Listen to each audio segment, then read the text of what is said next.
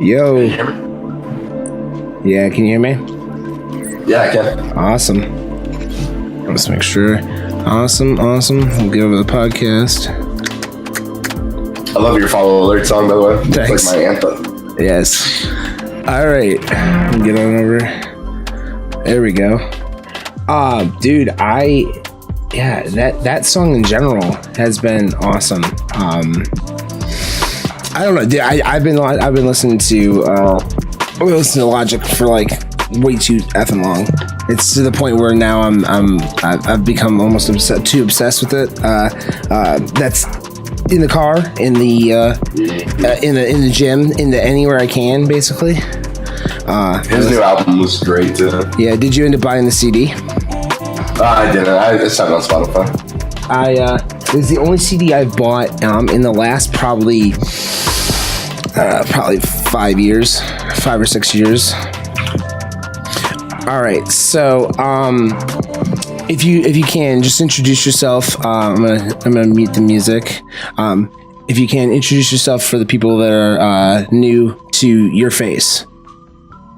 All right. My name's IMSICCWIDIT. I've been streaming a little over 3 years. Partnered almost 2 years next month, I think. Nice. Started with Destiny. Did that for 2 years. Game kind of died out. Went through the whole BR scene. H1, PUBG, Fortnite. A lot of Overwatch, and now I'm back on Destiny again. Nice. How are you liking Destiny? You said it was hit or miss for you. Yeah, so Destiny is one of those games that if you main Destiny, it kind of locks you into a small niche in Twitch. It's really hard to grow outside of the game. Okay. The game itself, though, I mean, if you kind of grew up in that directory, it's a good place to be. I think it's the best community on Twitch. Okay. But the growth is definitely hard in that directory. Are they pretty chill people? Because I only know a couple people that like main that game, and they seemed like they have a very chill set of like people that come through and watch, and everyone's kind of like dedicated to Destiny itself. Have you noticed basically the same thing for that? Yeah, so the Destiny community is very, very loyal to that specific community. Most people that are in that directory, you know, they're hardcore Destiny players. Even when the game sucks, they play it every single day. That's good then. So it's definitely it's different. It's like Fortnite is such a younger community. Oh, so yeah. You deal with a lot more like trolls and a lot more, you know, just silly stuff, where the Destiny community is a lot more mature, but they're loyal to just Destiny for the most part. That makes sense. Now because I've seen a lot of your stuff with like Fortnite and whatnot, has it been hard to transfer from back and forth from Destiny to Fortnite? Has that helped or hurt you at all? Initially it was extremely difficult initially. Like I said, I kind of went on like a little BR trip through H1 back when H1 was really popular, so it helped that I had already started doing, you know, quote unquote variety.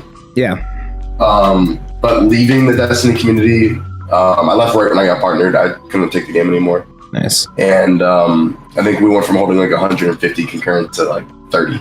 Yeah. You know? So it's definitely a harder community if you've never been in another directory. That makes sense.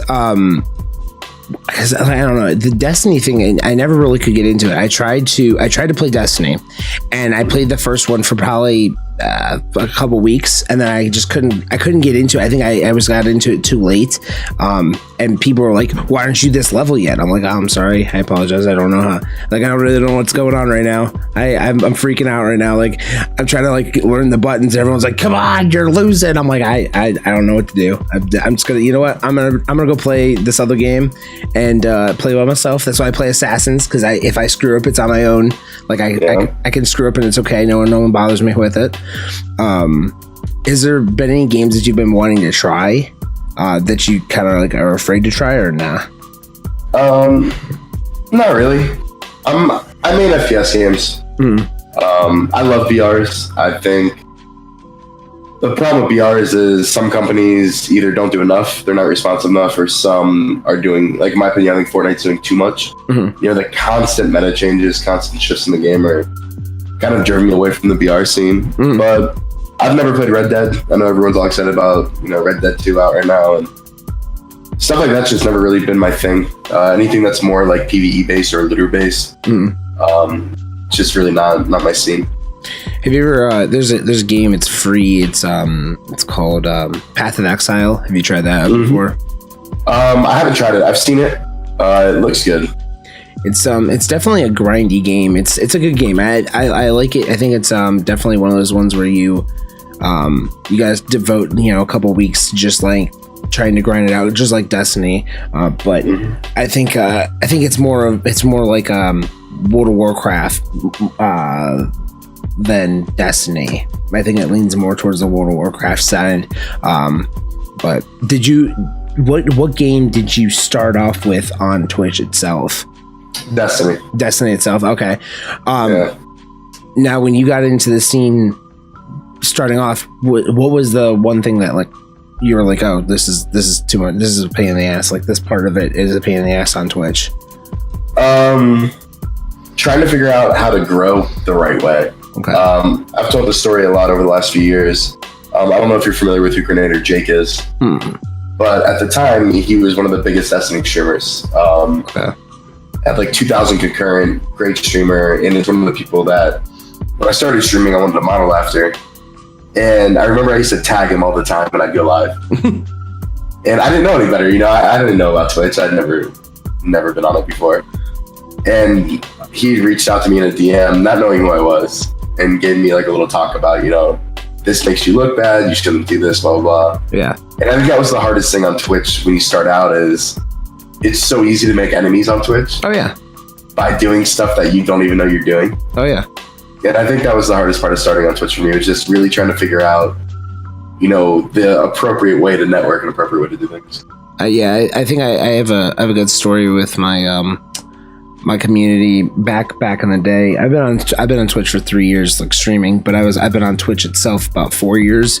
And when I first started streaming, it was fun, but I was making those mistakes as well. I tried to do a raid before raid was like a thing. I tried to do a raid on a big channel, and I pissed him off, and that was it. It was just a bad situation. I had to like DM after it, and I was like, dude, I'm so sorry. Like I felt bad, and he's like, no, it's cool. He's like, just don't do it again because you look like an idiot, basically. I was like, oh, all right, well, that's good to know at least. Yeah. Yeah. I was lucky that I did it to somebody that for some reason decided to take the time out of their day and help me out. He's actually been one of my best friends now. That's cool. So I saw you at the actual GamerSup. Was it the booth? Yeah, the booth. Now, do you work for them, or you just Were you just helping out with that? No, so I actually I met them TwitchCon 2016, brand new company. No following, nothing, brand new. Absolutely. And I used to drink 6 to 8 energy drinks a day. Yeah. I'm kind of notorious in the Destiny world for just never stop grinding. Okay. I'm coming up on 200 24-hour streams. Wow. So, I'm one of those people that was always grinding and always pounding energy drinks, started talking to the owner, and we kind of hit it off, and I was just working on a partnership on Twitch. They didn't have any, affiliates or anything back then. So I jumped in with them, started doing sales for them, and they offered me a job. We kind of talked about it, and I told the owner, like, I respected his product so much that I would help them out. So they fly me out for TwitchCon. I'm actually going to Canada with them on Friday. That's awesome. So I don't work directly for them. Yeah. But I just love their product enough where I like to help them, promote it. And when they ever get to a point where, they can really compete with G Fuel, we'll go down that road again. Yeah, I've had that conversation I was talking to my brother about G Fuel today, because he was like, oh, I really like G Fuel, but it was like someone specifically G Fuel. I was like, yeah, that's cool. I was like, you should try GamerSup though. I started drinking it because one of the streamers that I'm friends with is sponsored by them, and then it went basically downhill from there. I just was like, oh, I like this flavor. Oh, I like this flavor. Oh, this flavor tastes good too. And yeah, it's just, I don't know, the stuff doesn't taste like you're eating a what are they called, Tums or whatever. It doesn't. It doesn't have that chalky like aftertaste to it, the chemical taste. Yeah. Yeah. So I'm gonna say, how long did you stop drinking energy drinks when you started drinking that, or are you still on the energy drink stuff? No, I haven't had an energy drink in over 2 years now. Nice. I mean, maybe the occasional, like once every 8 months if I'm on the road and just grab something. But yeah, I haven't used an energy drink in probably 2 years, and I barely drink coffee. If I drink coffee now, it's just for taste. Yeah. Coffee is my lifeblood. if GamerSup decided to come up with some sort of coffee, I'd probably buy the entire stuff. Oh, it'd be sick. If they do like an ice mocha. Oh god, yeah. They need to team up with. There's a couple of gamer coffee companies that I know that they should definitely team up with and just like do a collab, just like a one-off thing. Yeah. So yeah, that would be sweet. I've been who is it? Madrinas is one of them. Yeah. That's a pretty good coffee company. I mean, for cold coffee, you know. Yeah, cold canned coffee. It's pretty good. So at Con, they introduced a bunch of new features. Is there anything that you're pretty stoked on that they're coming with? Yeah. Oh, excuse me. I'm actually getting over the con flu still. Nice. The squad streaming. Okay. Is something that we've all wanted as a community forever. Yeah. I think I have a really, really cool idea for like a comedy type thing that I want to bring out. I haven't really announced it or gone too much into it, but essentially for the last year, I've been trying to set up like a Whose Line Is It Anyway for Twitch. Nice. You know, Whose Line was such a great show, and there's so much untapped talent on Twitch in terms of comedy. So I think with squad streaming, it can actually make that a reality. So excited for that. The cumulative subs. Yeah, it's so big. I actually lost a 2-year sub streak to one of the first channels I ever watched because Twitch just canceled it. Yeah. You know, I didn't change cards or anything, so it's cool to get cumulative subs back. Yeah. Like, that'll be awesome.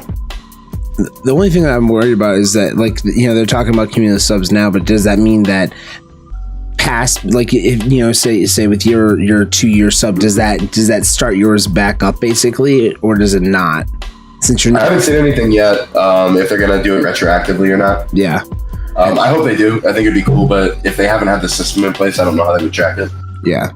Yeah, I'm pretty stoked on the squad streaming. I was looking at that plus the whole Twitch Sings thing, and I said that would be a cool, you know, way to do to promote Twitch Sings. You could have squad streams of a bunch of like big streamers, or, you know, just in general people, and do almost like American Idol, you know, with like Twitch Idol kind of thing. It'd be nice to see. I definitely signed up for the beta for that just so I can sing on stream and make a fool of myself. But I was gonna say the one thing that I'm pretty stoked about is the mod thing. I'm to see the mod tools changing. That's just, it's by far something that we've needed on Twitch to be able to like track people. You know, Joe Blow decided he wants to be an ass in one person's chat, and then comes to your chat and you're like, oh, Joe Blow, let me check his stuff. Oh, he's been banned from 5 different chats. Okay, let's see what he does. You know? Yeah, I found a big thing, especially when I was maining Fortnite for so long, was I love if you use Better Twitch TV. If you click on their name, it'll tell you when their account was created. Oh, yeah. And my mods and I got to a point where if we clicked on somebody's name and their account was made that day, we instantly banned them before they even said anything. You know, just, I'm 27, man. Yeah. I don't have time to deal with like kid stuff. So yeah, that was a really cool thing that Better Twitch TV did. And they had one today, you know, somebody came in, account was created less than 2 hours ago. It's an instant ban, man. I know why you're here. No, it is cool that they're making it easier for mods to actually help out channels. Yeah, you know, none of us are paying our mods. No, you know? No. I think what I do for my mods is I have them subscribe to my channel. Like, I subscribe to them for them, and that's like my way of like thanking them, because like that's all I can do at this point. But yeah, the one thing that I'm stoked on is just the fact that Twitch is, I think, is trying to figure out like they saw what Mixer does and they saw what Facebook Gaming is doing, and they're like, okay, let's try to do something in that realm and push it so that people will stay on Twitch. And I think that's their biggest thing, is they want to keep people on the platform, but they have to provide stuff that wasn't already on the platform, and it was on Mixer. Mixer's had squad streaming from like day one, which is it's impressive. It's a good idea. I'd rather do that than do the multi Twitch. That's the dumbest thing I've ever seen.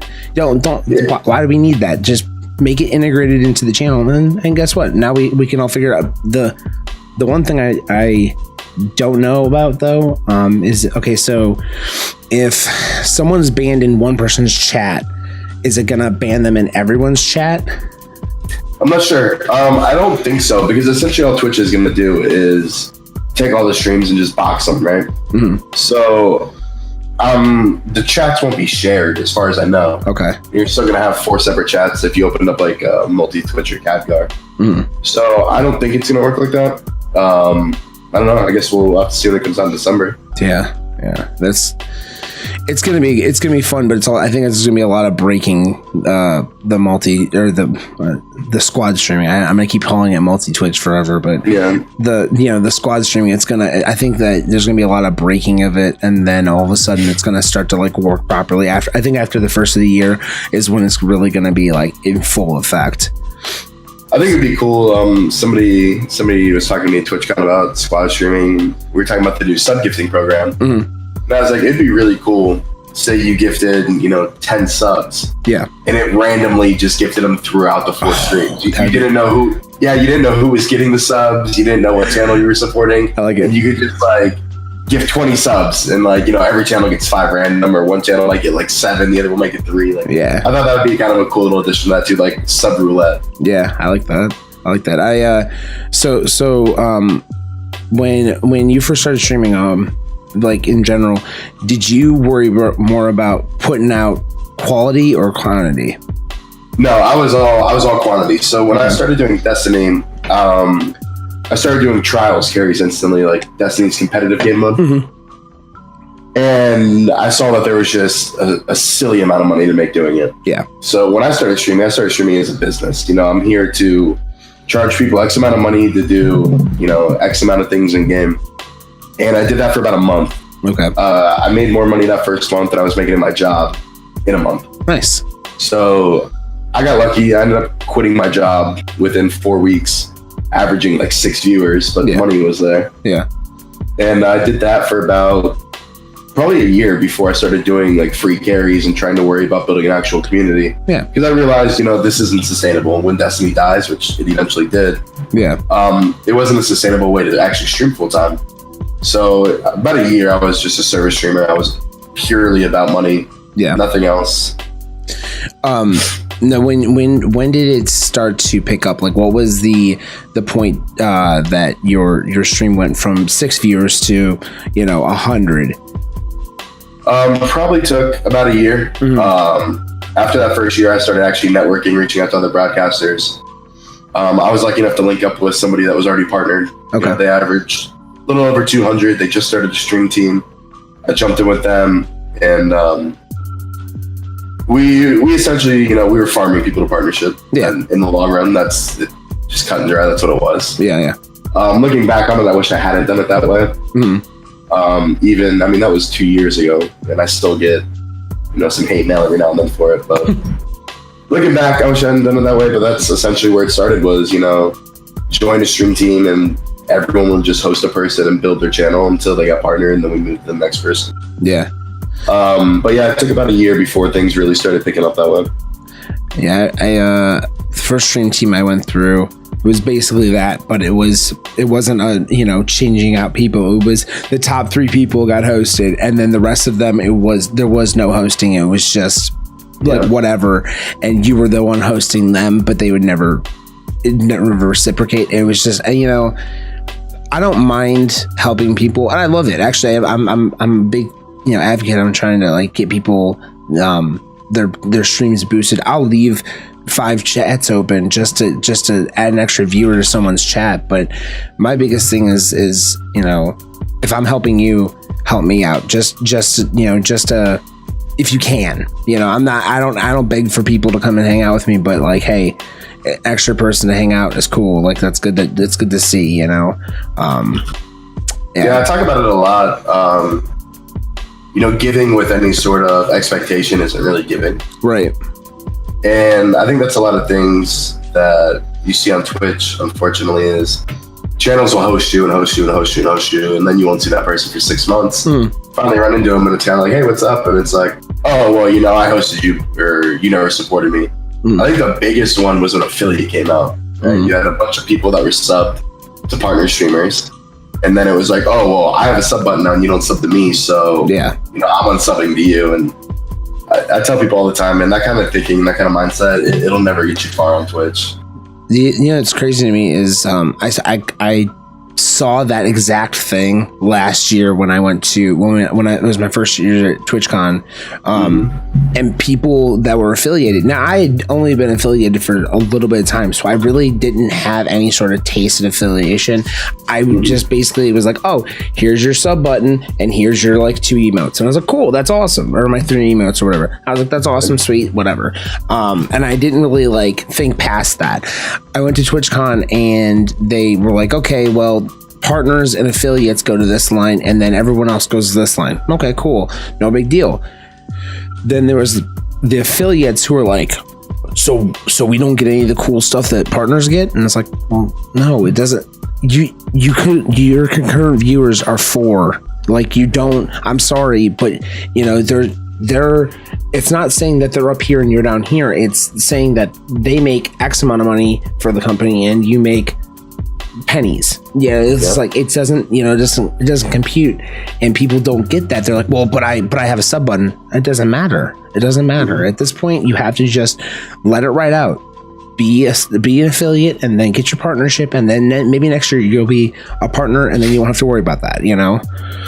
I have multiple issues with the affiliate program, and I mean, they're not. It doesn't discredit anybody, right? I think there's a lot of pros to it, but I understand everything from a business standpoint. Yeah. And when I was going for partnership, we all had game lists. Yeah. Some people use Patreon.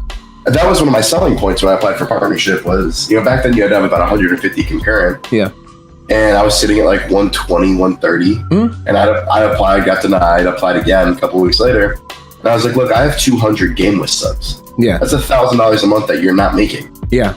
And a lot of us used it that way. And then Mixer came out. Mixer was partnering everybody, obviously, new platform. Yeah. And people didn't understand from a Twitch standpoint. Twitch understood they were losing so much money. Yeah. That, they needed to do something to keep, the sub revenue on Twitch instead of third-party apps. And, to make sure that Mixer didn't kind of steal all the content creators. Oh, yeah. So I think my biggest issue is I think affiliate is just too early. Oh, yeah. I think it should have been like 20 concurrent. Get your affiliate button, and it slowly transitions you to be ready for partnership. Yep. Whereas the problem is now you get people that stream for a week and get affiliated. Yep. And then they don't realize that they might not get partnered for 2-3 years, if ever. Yeah. And then they get bored. They're like, oh, well, I've been an affiliate for a year. I still only have 1 email. I still don't get ad revenue.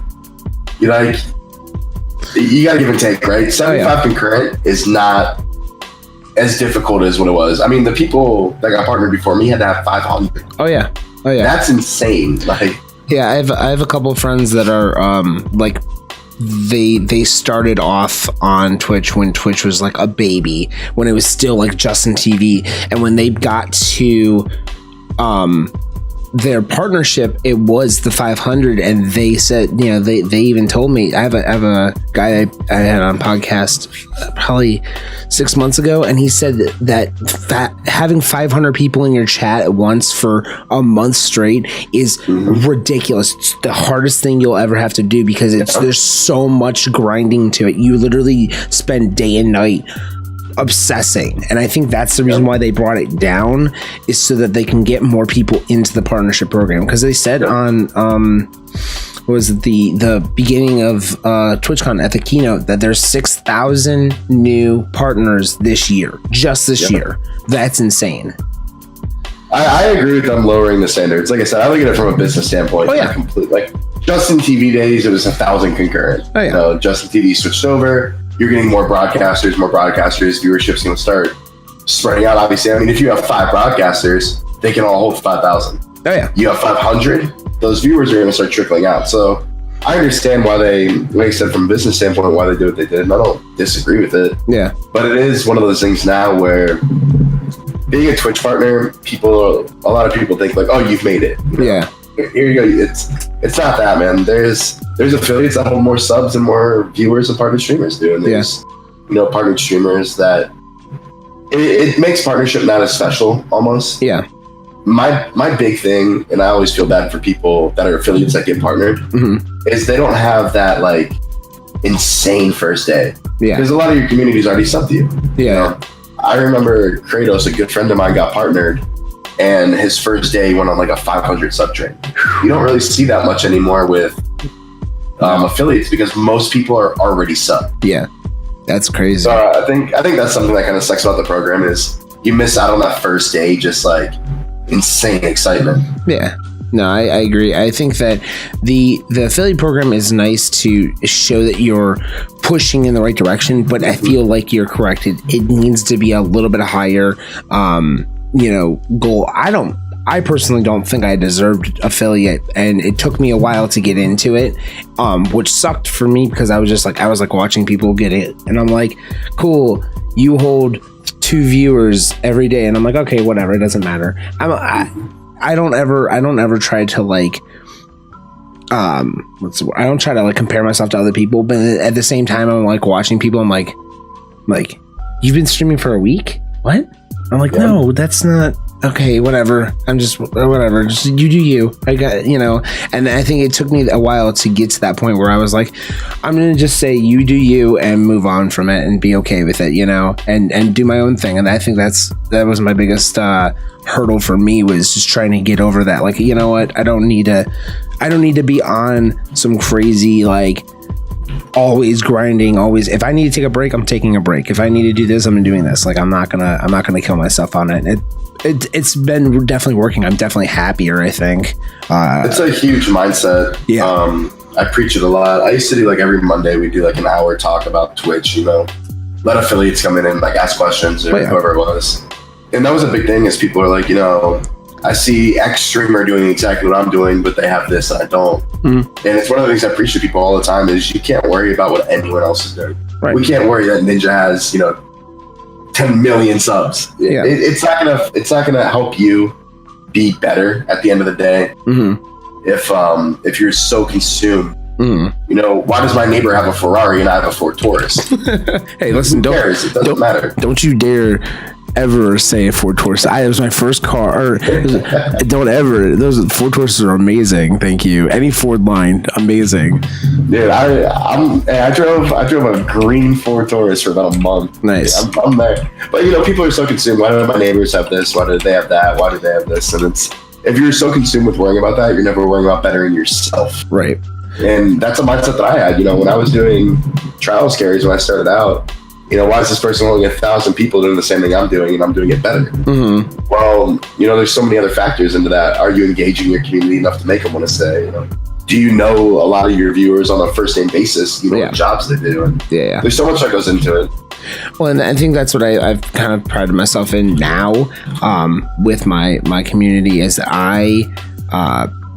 I talk to them through Instagram, through Twitter, through basically everything. As long as I can chat with them, I'm like, hey, so what are you doing today? What are you guys up to? Like, hit me up on Discord and tell me what your favorite food is. I have like a whole food section. Like, people just post what they're eating for dinner or lunch or something. And like, that's something that not everyone wants to see, but hey, I want to see it because I like food. Number one. Number two, like, that's something that it's cool to share. You just share, or hey, I have a really cool recipe for, whatever. Here's the recipe. Like, and people enjoy that. And I think that adds another level to trying to get to know your family. It's not, for me, they're not followers, they're family.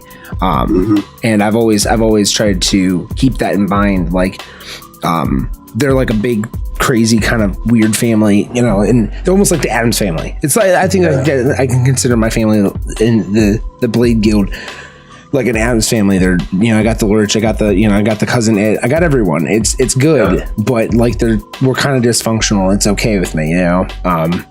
Yeah, that's my whole thing is dysfunctional family. That's That's been our streaming forever, and I mean, it's the coolest thing for me, right? Talking about that topic is this year at TwitchCon. Like I said, in the last year when I left Destiny, you know, my viewership tanked 90% because I wasn't in that directory anymore. And rebuilding, and the coolest thing for me this year was watching my community interact in Discord while I was away at TwitchCon. You know, asking each other how they were doing, how their days were, how their jobs were. And like when you build something that doesn't need you to sustain itself, when you're building friendships and relationships between your viewers to the point where you could take yourself out of the equation and they still talk to each other. I think that's the coolest thing on Twitch, is building something like that.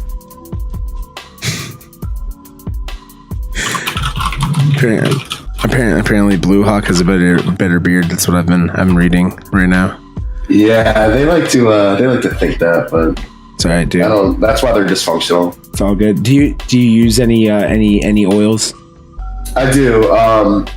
Actually, the Toronto trip I'm taking Friday, I went up there last year for the same event, and these two dudes, so funny, little scrawny dudes with massive beards walked up to me.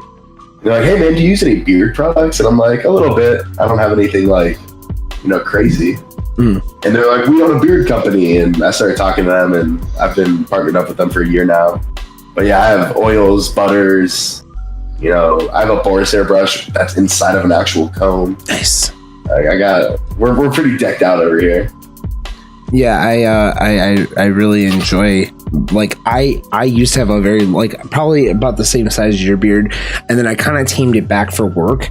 But at the same time, I keep my beard as like nice as possible. I comb my shit every day. I have probably like 10 different beard oils in my room, because if I don't use them, oh, it's a mess. I look like a hobo, and it's just the lady who cuts my hair will call me and be like, "Hey, you've been out of the store for 3 weeks. You need to get your ass in here and get your hair cut and get your beard trimmed up. And if you don't do that, like, I'm coming to your house and I'm taking you back." And I'm like, "All right, cool. You're creepy, but thanks." You know, it's one of the best compliments. My barber, I've been seeing him since high school. And every time I go in, he's like, "Dude, I love when you come in here because your beard is just like so well kept in terms of like cleanliness." Because I hate when somebody comes in here and their beard's all knotted, like dandruff everywhere. I'm like, yeah, not over here. I'll probably spend more time with my hair than most chicks do with their hair. Yeah. Oh yeah, I comb my beard almost too much, to the point where I'm almost positive I'm like ripping skin out from underneath my beard. I don't ever want to shave my beard off, because I'm afraid to see what the heck what my face actually looks like still. I did it a year ago for a charity event, and I had it clean shaved in 2 years. Oh god. I trimmed, but I didn't clean shave. I shaved it, jumped in the pool, and it was the greatest feeling. Like feeling water on your face. It was like being newborn. It was crazy. That's so odd. Like I want to say it's been 3 years since I've had a clean face. We used to have to shave all of our facial hair off, just for like work standards, and then they changed it, so now we can actually have facial hair. But these guys at my work don't have like good facial hair, and then they ask me, they're like, how do you? I'm like, beard oil, beard brush.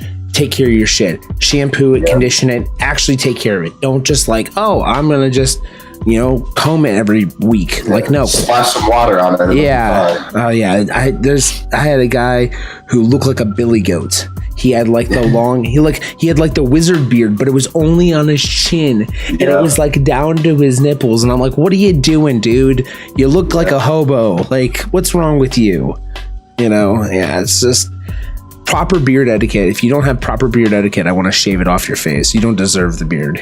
I always feel really confident in my beard game until I go to like a TwitchCon or a gaming convention, and then I just look around. I'm like, I'm not the alpha beard. Like this sucks. Yeah, there was a guy this year at con that had a beard that was just, it was so like it looked like a tree trunk coming off of his face, and I was like, how the hell did you do that? Like, he's just like, nah, this is what I do. And I'm like, I can't. So majestic. Yeah, it's exactly, it blows the wind. You're like, oh my gosh, look at that beard. It's like, I want to touch it myself, but I don't, because it's creepy. Like, it's like the Pam Anderson Baywatch scene, but with a beard. It's just like, I think there should be an unwritten rule. Like, you know how like Jeep guys, they like do they give the hand signal. I think beard guys, we should be allowed to walk up and grab the other person's beard and stroke it, just like once or twice. You get 2 strokes, 1, 2, it's good. You're like, that's like the sign of hello, how are you? You know, dogs sniff each other's butts. Beard guys just grab each other's beards and stroke it. I think that's okay. It's a safe bet that no one's gonna like punch you for that, because you're just respecting beard game, you know. I agree. No, I've already said no, there's not enough money in the world to make me shave my beard off, unless it was for charity. No one could donate enough money to me to make me want to shave my beard. Yeah, we do. My co-founder of my stream team and I, we do a charity event every year. In the first 2 years, I sacrificed the beard to it. And this year, everyone's like, where's the beard go? I'm like, nope, it's over. It's done.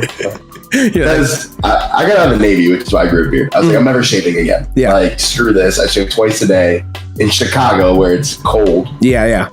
And my face was torn up. And I'm at the point now where when I do finally shave the beard off again, it's probably gone. Like, I'll probably grow out like a little bit, like a 30-day shadow, but I'll probably never go full beard again. So I don't think I'll be getting rid of it anytime soon. No, my beard will probably stay on my face for quite some time. I don't know how I'm going to say goodbye to this.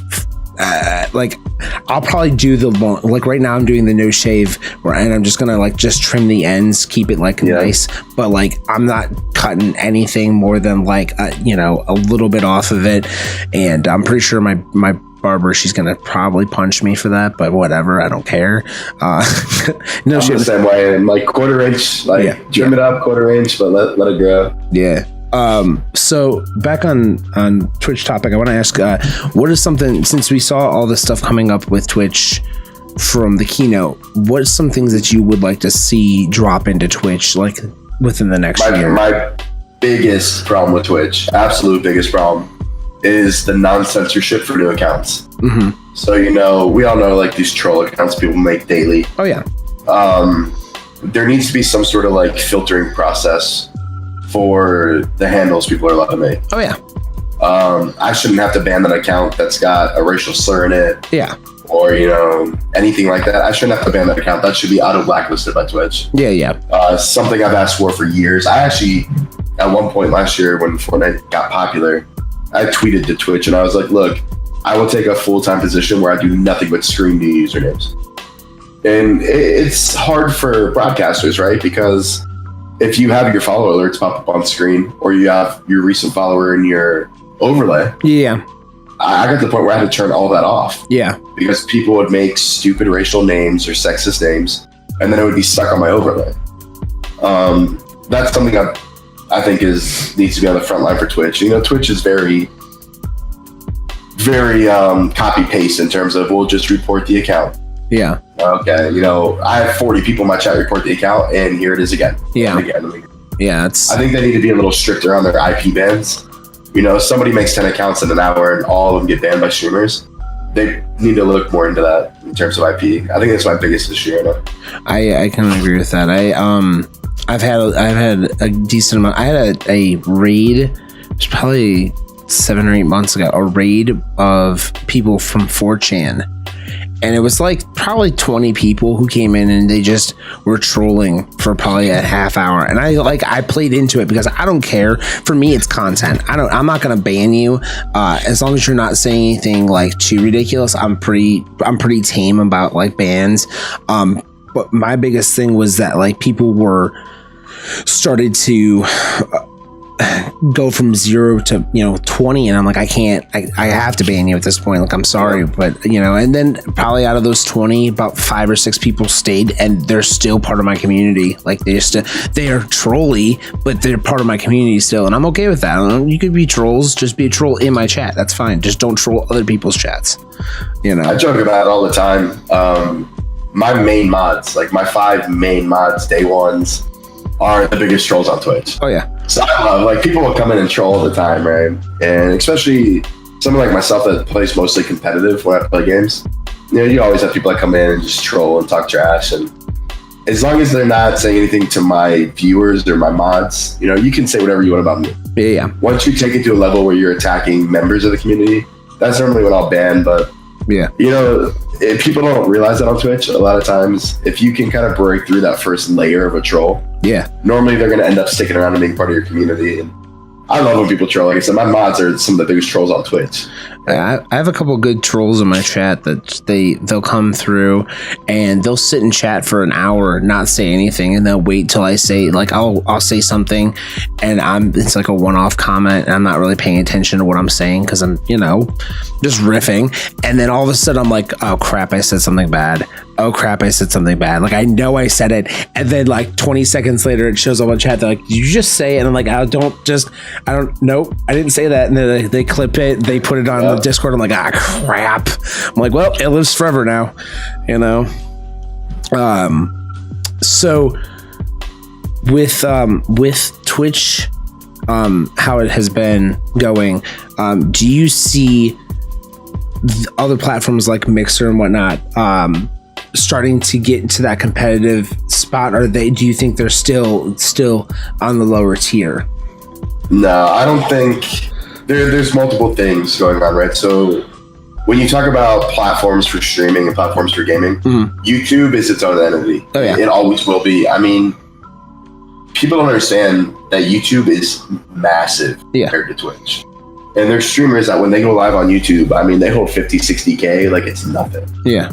You know, we only have 3 streamers on Twitch that can do that consistently. And I don't think Mixer can catch up. I think it's too late in the game.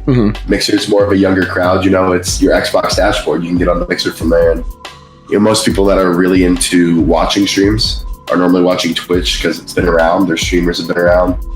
I don't think Mixer has... I think they have a great thing going. The Hype Zone was like one of the most phenomenal ideas I've ever seen to help your broadcasters. And I just think that, especially when you have to look at Ninja as the face of gaming, Ninja brings more people to Twitch on a daily basis than any Mixer streamer combined. You know, absolutely. The top 5 Twitch streamers hold more concurrent viewers than all of Mixer put together. Yeah. So I don't think Mixer is ever going to be able to really make a stand compared to Twitch. And I don't think Twitch and YouTube, most of your Twitch streamers also upload to YouTube, your bigger, more popular ones. Yeah. But most YouTube streamers don't stream to Twitch. Yeah. So I think Twitch and YouTube are kind of their own entities. They're both self-sustainable. But in terms of like Mixer, I forget what it was before Mixer. It was Beam. Yeah, Beam.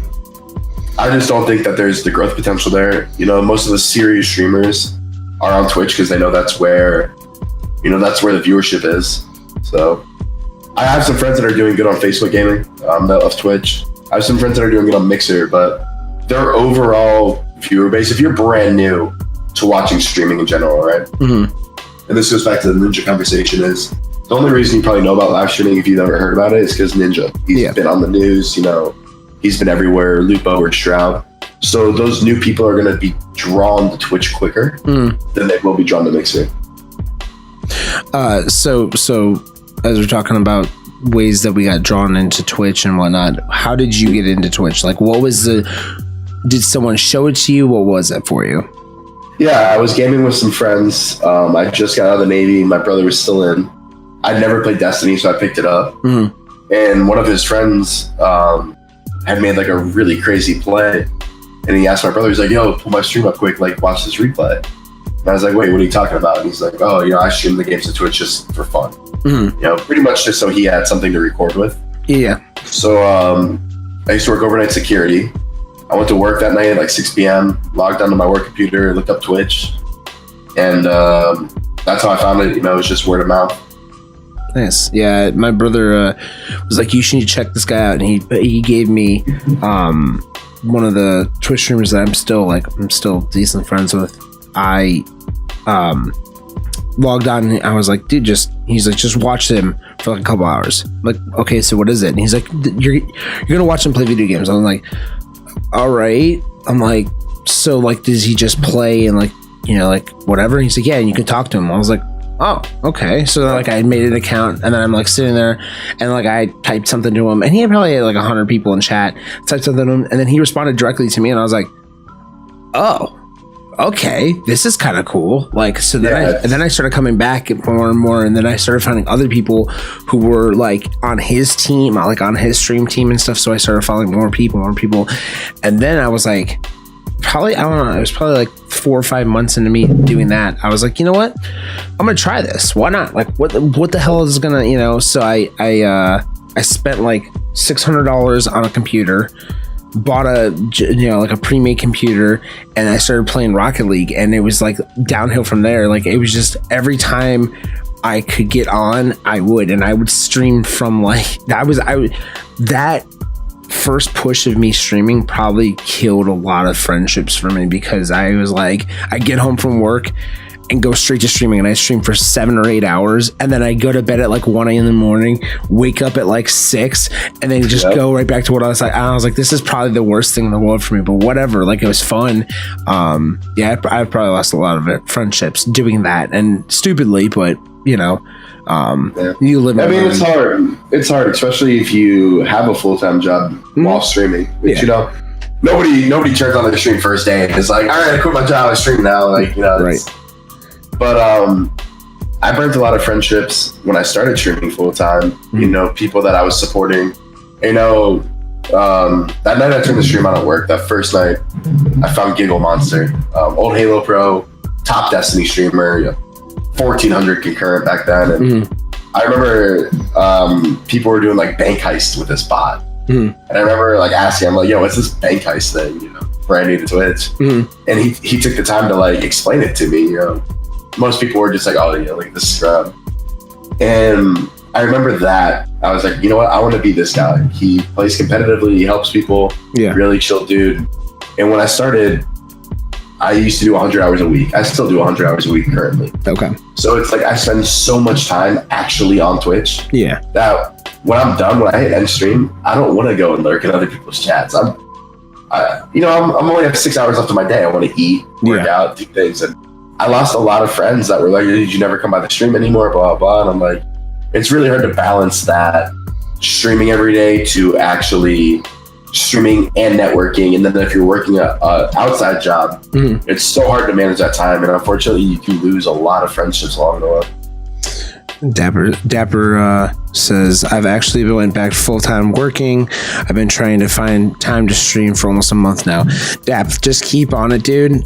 Best thing I could say is just find the time in which you have time, even if it's, 3 hours. Drop 3 hours in a day if you can, or every other day.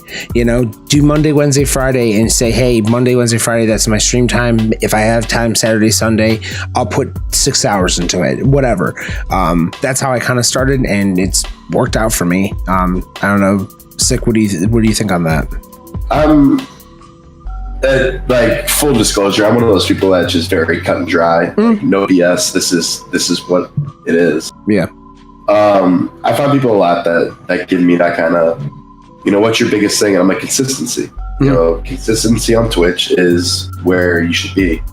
And people are like, well, I work full time, I have a family, I have kids. Even if you only turn your stream on for 30 minutes, right? Literally turn the stream on, tweet it out. Even if you only have 5 followers on Twitter. Tweet it out. Hey, gonna do a short 30-minute stream. Just how was your day? What did you guys do today? I have this going on. I can't stay long and get off. You could always find time. And this is anything in life. If you want to work out and you're like, well, I work, 10-hour days. Well, wake up an hour early, work out for 30 minutes in your living room. You can always find time for something that you're passionate about.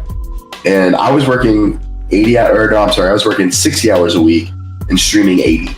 Yeah. You could always find time if you actually are passionate. If you really, truly want to do something, you can always find time and make time for it. Like I said, even if it's only 30 minutes, just to say hey to your community, ask them how their day was. You're keeping that channel of communication open. Don't go ghost on everybody for a month. and then expect them to all welcome you back with open arms. Absolutely. Yeah, I actually did that exact thing. And that was the last time I stopped streaming. I ghosted out probably a month and a half after TwitchCon last year because I had a lot of just work and everything was just hitting me all at once. So I was like, all right, well, I'm going to take a step back. I'm going to try to live and be a human being for a little bit. And then I'm going to come back into it. And then as soon as I step back into it, I said, you know what, this is it. There's no cuts anymore. I'm not cutting back. It's just going to be go at it and keep going at it and keep going at it. And it's definitely helped. It's definitely worked. Like stuff like this, where I like doing this podcast, because not only is it bringing new faces to my community, but it's also helping the people that I talk to get their info out and get what they, their opinions, your opinions, everyone's opinions, because not everyone wants to hear my same opinion every time. So having other people out here, it's a good thing, and it definitely helps, connect people. I think that's my biggest thing, is if I can connect with someone and say, hey, like, I want to talk to you about X, Y, and Z on streaming, then and we spend 2 hours doing that. Like, that's better than watching me play Fortnite and fail for 2 hours. I enjoy that a lot better. Yeah, well, building back on that same conversation about streaming consistently and it just loops into the affiliate thing as well. A lot of people don't understand Twitch is not for everybody. No, like, just plain and simple. I've been doing it for 3 years, and I guarantee you 9 out of 12 months a year, I'm like, oh shit, I might need to do something else. I might need to step back. And, it's not all candy and nuts the whole way through. There's a lot of times where even larger streamers, people always bag them on Twitch or on Twitter. A streamer will take a week off that has 5,000 subs, come back and be 3,800 subs, and people are like, oh, you still have 3,800 subs. Like, the mental impact that Twitch has by always having to worry about survivability, having to deal with being mentally essentially abused by trolls and stuff all day long. Yeah. Twitch at the end of the day is not going to be for everybody. Yeah. But if you really lock yourself down and it's something you want to do, there's tons of potential. There's a lot of people look at it as, oh, there's too many mouths to feed on Twitch now. It's not true. No. There's potential for everybody, but you can't just be the same. Back when I got partnered, you could either be awesome at a video game or you could be awesome as an entertainer. Yeah. Nowadays, you almost have to do both. You have to have like a hybrid, right? You have to be a little bit of both to be successful these days. And a lot of people aren't realizing that. They're thinking, oh, I'm a top 100 Fortnite player, but I only hold 4 viewers. Yeah. Well, you need to start focusing on community. Like I said, I didn't do anything community-wise for a year, but that's because I was a service streamer. Yeah. I was purely for gameplay, nothing else. And you can't be like that on Twitch anymore. No, I agree. I think there's too many people that get into streaming with the intention of, oh, I'm going to be the next Ninja. I'm going to be the next Lupo. I'm going to be the next blah, blah, blah, whatever. No, just do it for you. Have fun. Enjoy yourself. Lupo, a lot of people don't know this. I've known Lupo for 3 years plus. Yeah. I mean, he came in the Destiny directory with me. That's where we started. Yeah. And I was watching Lupo when he had 15, 20 viewers. I remember the day Lupo quit his job that he was making amazing money at to make less money on Twitch. But he was passionate about it, and it's something he wanted to do. So like I said, there's definitely potential there. And, if you want to do it, you'll find time at the end of the day. Yeah. And like I said, it's anything in life. People, I want to work out because I want to get healthier, but my life's a little too busy for that. I guarantee you can find 30 minutes just to crank out push-ups and sit-ups.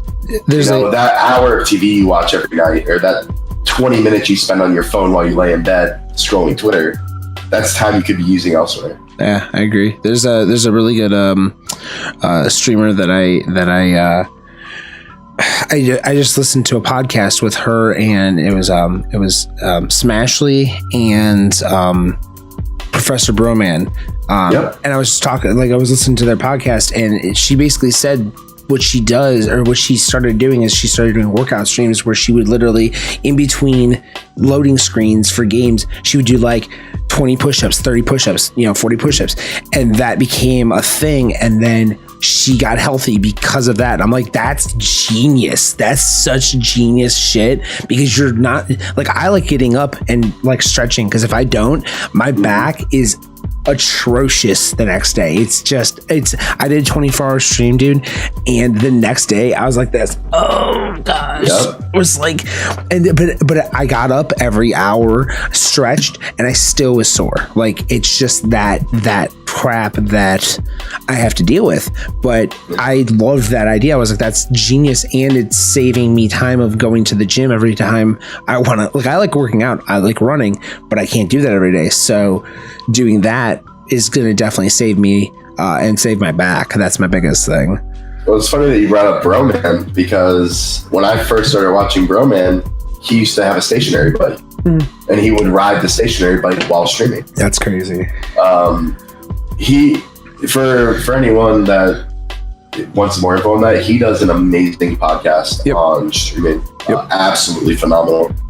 Broman's a really, really good dude at the end of the day. Yeah, he's I go to GuardianCon every year with them, and they're good people. Did you when is GuardianCon? This year it's July 6th and 7th, I believe. Okay. Friday, Saturday. Okay. In Orlando this year. Okay. I was gonna say, I do know, like, I personally, I've been following Broman because I found him through his streaming 101 stuff on YouTube, and then it was just like kind of did a trickle down from that. That was my big thing. Like, I found him, and I don't watch Destiny, but I watch him because of his podcasts, and that was the only reason I watched him. And now that's like when I'm working out, or I'm like, driving the car, I listen to his podcast. I was listening to his podcast earlier, like right before I got on here, because it's inspirational for me to like listen to it and go, okay, I aspire to do stuff like that, and that's what I want to do. And that was the reason why I started this podcast, is because I like to try different things, and that was like something I'd never done. I never tried a podcast, and it was definitely scary as shit. I never thought that I would be doing it as part of the stream. I originally did it as just a YouTube thing. I recorded it off stream, never had it on stream, and then I put it up on YouTube. And then one of the guys that came on the podcast is like, why don't you just put it on Twitch live like at the same time, and then just rip it to YouTube the next day? I was like, you know what, you have a good idea, and I think I should just go with that. That's a smart idea. Like, I don't know why the hell I didn't think about it, but let's see. Easy Gamer says, can be hard to find the motivation sometimes. Those days where you don't see the point because everything goes against you mentally, but it's the streamer that punish themselves like that day in, day out, just because they enjoy streaming, then that make it eventually. Yeah, dude. Watch. There's a really good article that they did. I forget who did it. It was talking about streaming to a room of 0. And it was like a guy who'd been streaming since Justin TV, and he's still streaming to like 2 people, and he just kept doing it because he enjoyed it. But that was the only reason he enjoyed it, and that's what drove him to keep doing it. It's hard. It's definitely taxing mentally. There's no way around that. And like I said, people like Alaskan Mike, some of these people that have been with me for a while now. Like I said, I do 100 hours a week, and mentally, I didn't take care of myself for a long time, to the point where I had to step away for a little bit.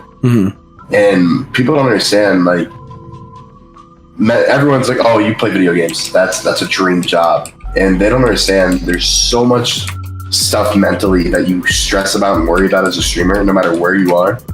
And if you don't take a step back to care for yourself mentally, then in the long run, everything's just gonna cave in like a house of cards. There's so many good like mental awareness streamers now. She Snaps is a perfect example. All the time talking about mental health, what you need to do to take care of yourself, what you need to do if you want this to be sustainable. And Summit is one of the best examples of this. Summit, OG, Justin TV, one of the first people I ever partnered, paved the way for all these content creators. And last year, Summit was in a rough patch, didn't know what to play, didn't know what to do, and his chat was beating him up mentally consistently for it. Yeah. And that just goes to show you, no matter how long you've been in this game and no matter where you're at in the social status, that if you don't take care of yourself mentally, it really will come back and bite you. Well, and I also think it's one of those things where you have to live. You can live on Twitch and be a personality on Twitch, but you also have to have like a real life. You need to go do stuff, go enjoy your life, even if it means go for a 20-minute walk outside and go play Pokemon Go and walk and just enjoy being in the sun. I'm telling you right now that 20 minutes when you're not thinking about anything else except for I need to catch this Pikachu, whatever. It doesn't matter. Listen to a podcast. I don't care. Do whatever you want to do. But get away from the computer. Get away from society for 20 minutes. And I promise you, you're going to come back and you're going to breathe a breath of fresh air because you're going to be like, damn, dude, like I can think a little better. Like I go for a run. I'd run for 15 minutes. That 15 minutes is my time. I don't answer my phone. I don't look at my phone. My phone is put away and I listen to music and that's it. And then after 15 minutes, I turn off. I go back to my, everything hits me all at once. All social media hits me at once. But you know what though? For that 15 minutes, I was away from everything and it's awesome. Yeah, it's good. A lot of people, I think it's a huge mentality is, the more I'm streaming, you never know that random viewer that's never seen you before that stops in and drops a $200 donation just because he found you and liked your content at 2 a.m. Yeah. And I think streamers, especially up and coming streamers or young streamers, are like, I don't want to miss that. I don't want to miss that. Yeah. I was that person for years, like the most unhealthy person ever. Don't eat for 14 straight hours, pound energy drinks all day, don't work out, go to sleep, rinse, repeat. Yeah. And what I've come to find out is it's like playing the lottery. Yeah. You really don't know if you'll ever win. And like I said, there's people that have been streaming. I have somebody in my stream team that's been streaming for 6 years. Mm-hmm. And, and they struggled just to get their affiliate button. Yeah. After 6 years. So at the end of the day, if you're not taking care of yourself outside of Twitch, your streams won't be successful. Your energy won't be there. Your mental state won't be there. You have to take time. Spend time with family, go out I went to a football game Sunday, to the Dolphins Jets game. Okay. And I hate taking time off like any broadcaster normally does. We base our value off of metrics, and you're so afraid if you take time off those metrics, you're going to start slipping. Yeah. But when I got back, when I was driving over there, I was like, I shouldn't do this today. I really should just be working, especially going to Canada, just got back from TwitchCon. And after that 4 hours, when I started driving home, I was so relaxed that when I finally did get home and turn Twitch on, my energy was up, my mental state was up. Yeah. If you're burning yourself out, that first troll that comes into your chat that day and you snap on them just because you're tired, then that's going to snowball. The rest of your stream is going to suck. Yeah. So it's the hardest thing to do as a content creator is to step back, but you really do have to make, and it goes back to the conversation earlier, you have to make time for things in your life if you really want to do it. Time off of Twitch is what makes your time on Twitch better. Yeah. Just going to California for me, I live in Ohio. Ohio sucks. Ohio is not sorry. Ohio. Yeah, believe me, I know. Ohio is not a good place to always live in. But I'll tell you right now, going to California, going completely West Coast is the best thing for me. Last year when I went to con, I had never flown before. I had never been out. Like I've been just to South Carolina and stuff like that. I'd never been West Coast. Flew 5.5 hours direct flight straight to California.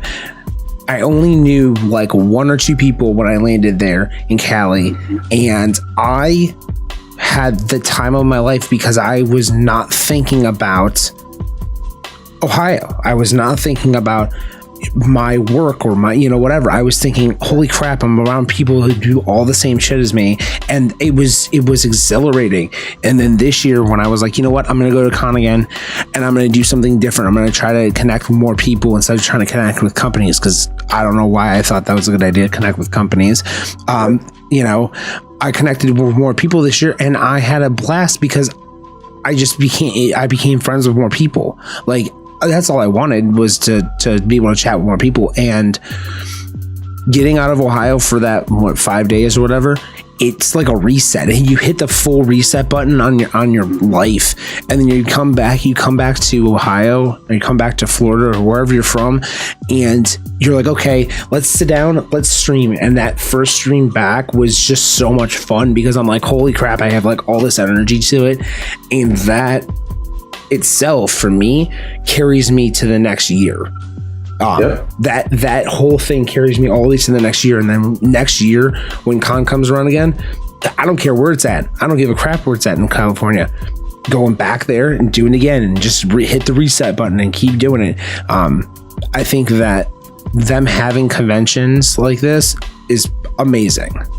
Cons are so cool because at the end of the day, as a streamer, it really is a business trip. Yep. You know, it's a trip to network, get to know people.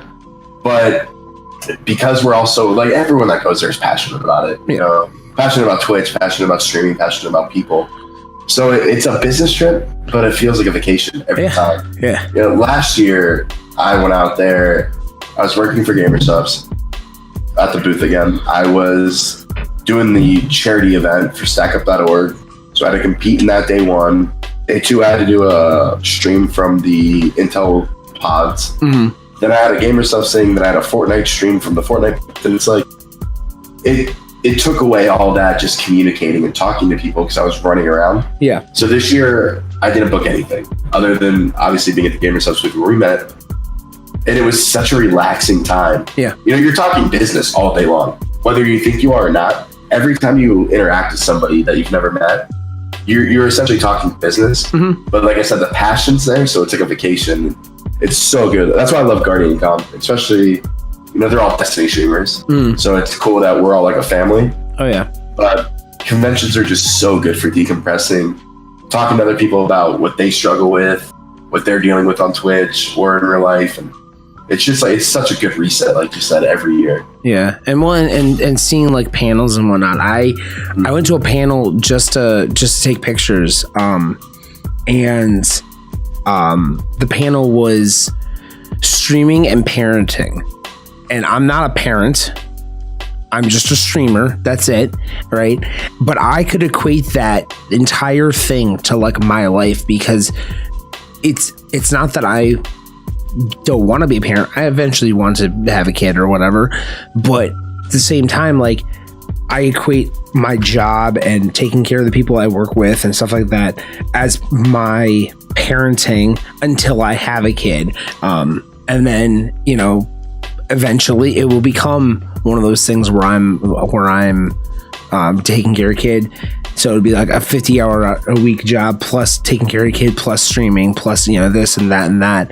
And just seeing that perspective of those people who, you know, like it was like Lupo's wife was there. There was a couple other people that, you know, like they're all partner streamers talking about just living and not being, you know, not tying themselves down to like being able to just do one thing. Like, hey, I gotta go take care of my sick kid. Like, you know, it's like people don't think about that, but that's a thing. Like that's a you know, they've done it really good in the last few years. Bringing on spouses that do stream or spouses that don't stream. Yep. And I know Gadalian's wife's done it before, like I said, Lupo's wife, and it really gives you amazing insight to the everyday life. You know, a lot of people, again, look at Twitch and they're like, oh, this dude plays video games or this girl plays video games for a living. They must be living the life. Like, there's so much else that goes into that. It's like a 9 to 5. You know? It's actually not like a 9 to 9 for most people, because if you stream 8 hours and you network for a few hours, you work on YouTube videos, you work on graphic stuff. Like, there's so much else that goes into streaming in the background that's just as important as actually streaming. And I think those panels are amazing. Dude, the crazy thing for me is that, like, right now, what I do is I do my own graphics, my own, like, all that crap. I don't outsource anything because I enjoy doing it, but I feel like there's gonna be a point in which, and I think everyone's at this point, I don't know if you produce your stuff on your YouTube. No. I would say that I think that's my biggest thing is like my YouTube is like an untapped potential for me. Like there's something that I would like to do is put stuff on YouTube more, but I don't have the time or the mental capacity to want to do all of that, plus do the streaming and stuff like that. I'd be up till like 2 a.m. and I get up at 4 a.m. anyways for work. So that's just, I would be dead. I'm pretty sure I would be dragging ass every day. That's not YouTube is, so I have somebody that does my thumbnails. I cut and upload all my own videos. YouTube, and I've said this for a long time, is the hardest platform to make it on. 100%. And the problem is, if you really want to do YouTube, you have to upload daily. Yeah. Without a doubt, 100%, you have to upload every single day. Yeah. So if you're a full-time streamer, and then on top of that, you're getting off, you're finding your past broadcasts, cutting out what you want, editing it. If you're doing your own thumbnails, that's hours that you have to put into that. And the problem with YouTube is so many people upload daily. I did it for Fortnite. I uploaded daily for about a week. And I was like, I'm getting 20, 30 hits a video. And, that's just people that are in my chat anyway that are, liking or retweeting it just because they support me. Yeah. And it's discouraging. Yeah. I have so much respect for YouTubers because honestly, hardest platform to grow community on. Oh yeah. But yeah, you think Twitch is oversaturated. Yeah, right. That's my next question to you. When do you think people will know Twitch? Like people know YouTube. If you say go YouTube that, go Google that, they're gonna know what to do.